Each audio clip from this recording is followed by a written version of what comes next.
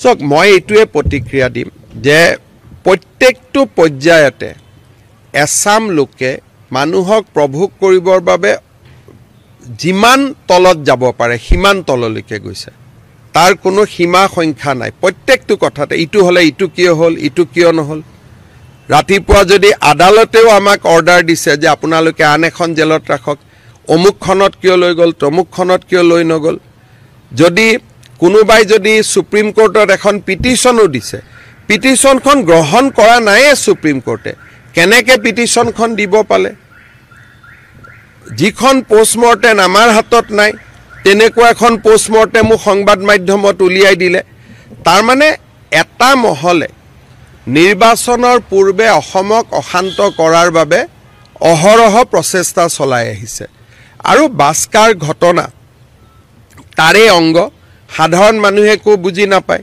তেওঁলোকক যেতিয়া নেতৃত্বত থকা মানুহে প্ৰভোগ কৰা আৰম্ভ কৰে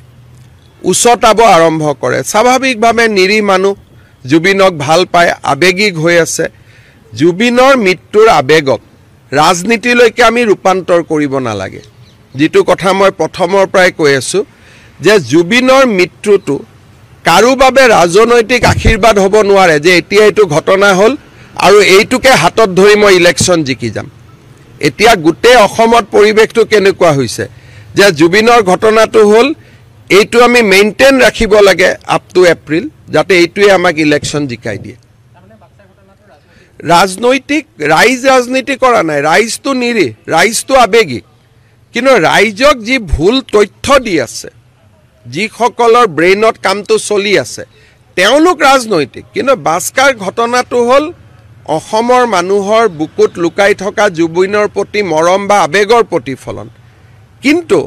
যিখিনি মানুহে মিছা কথা উলিয়াই আছে যিখিনি মানুহে অসত্য কথা উলিয়াই আছে তেওঁলোকে জীৱনকালত কেতিয়াও জুবিনক ভাল পোৱা নাছিল ম্যাক্সিমাম মানুহে ৰাজীৱ খদিয়াৰ ঘটনাটোৰ পিছত জুবিনক সমালোচনা কৰিছিল আজি তেওঁলোকে হঠাতে নিজৰ ফেসবুক পোষ্টত থকা পোষ্টবোৰ ডিলিট কৰি তেওঁলোকে ৰাতিৰ ভিতৰতে জুবিনৰ ফ্যান হৈ পৰিছে জুবিনৰ অনুৰাগী হৈ পৰিছে তেওঁলোকে কেতিয়াও আপুনি মোক কক এটা বা দুটা মোক সিচুৱেশন দেখাই দিয়ক যে কংগ্ৰেছ দলৰ সভাপতিয়ে জুবিনৰ কোনোবা এখন ফাংচন শুনা কতো নাপাব ৰাজীৱ খদিয়াৰ ঘটনাৰ পিছত সমগ্ৰ অখিল গগৈ আৰু তেওঁৰ সহযোগীসকলে আটাইতকৈ বেছি জুবিনক গালি পাৰিছিল আজি সেই সকলে জুবিনৰ হঠাৎ বন্ধু হৈ গল আৰু তেওঁলোকে এফালৰ পৰা